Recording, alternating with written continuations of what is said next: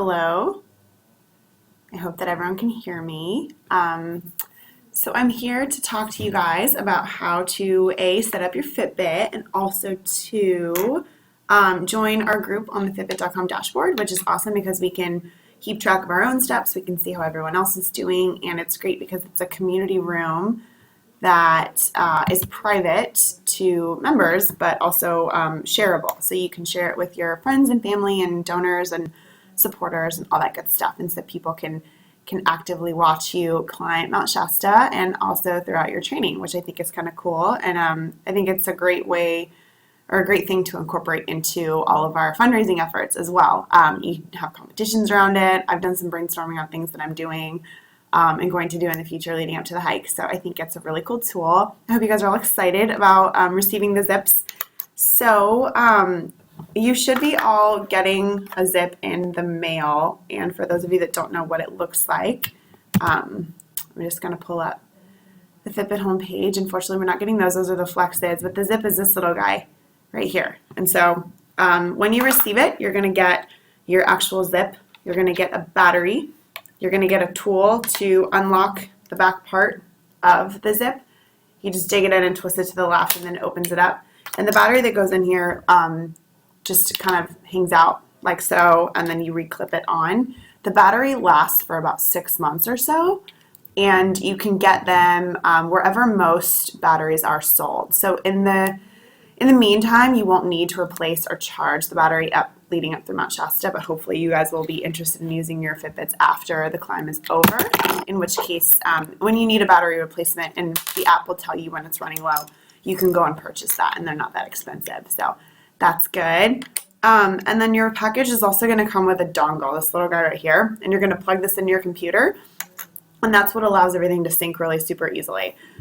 So that will sync your Fitbit with your app on your phone, and it'll also sync it with the dashboard on your computer, so everything is all tracked on one spot.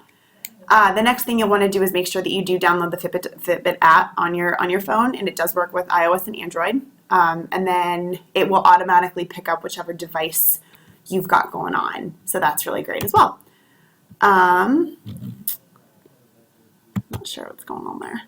So once you register your zip, because you have to put an email in to create an account, and it's a free Fitbit.com account, go ahead and send me an email with what email address you use to register your Fitbit with, and I will add you to our community group. And our community group, so when you log into Fitbit.com, it's going to pull up all of your stats like so.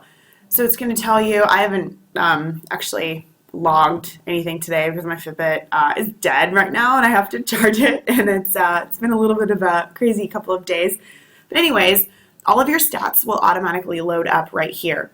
And it's great because you can do things like add in food. You can add in the amounts of water you drink if you want to actively try to lose pounds or gain pounds. That's all manually done.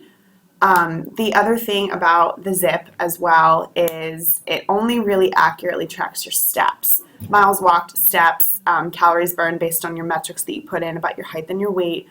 However, it doesn't really track cycling or swimming or boot camp or yoga or those types of things, but you can add in those types of activities that will accrue activity minutes, and then it'll also translate to calories, and you can put in calories manually as well. So if you know that you went for a 45-minute cycle class and you are wearing a Garmin and it says that you burned X amount of calories, you can input that into your Fitbit to account for that kind of stuff. So there are ways around it if you want to keep total track of your activity throughout the day. However, this is primarily just for steps. Stay tuned. There's some cool stuff coming out that will, be able to track those types of activities a little bit better in the future. So that's exciting.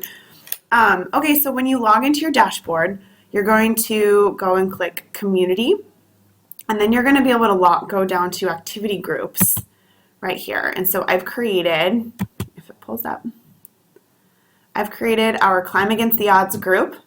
So when you sign up for Fitbit and you use your email, whatever email that you're using to log into your account, you're going to send that to me. I will add you to the group, and you'll be able to see exactly what I'm seeing. And then we will all kind of auto-populate right here below mine. I'll show you an example of one of the other activity groups I'm in so you can see what it looks like when there are a ton of people in the group.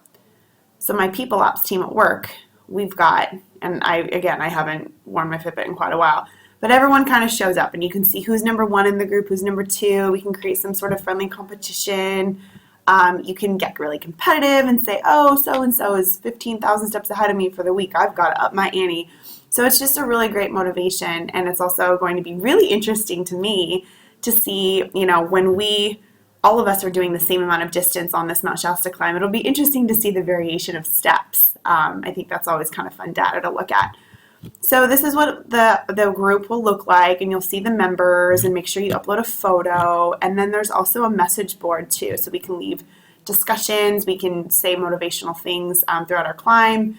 We can use this space for updating, like, hey, I had a really great day, feeling good about the altitude, blah, blah, blah, because your family and friends can track you on this as well. So it's kind of like a live stream in a way if we utilize it as such, which is really cool.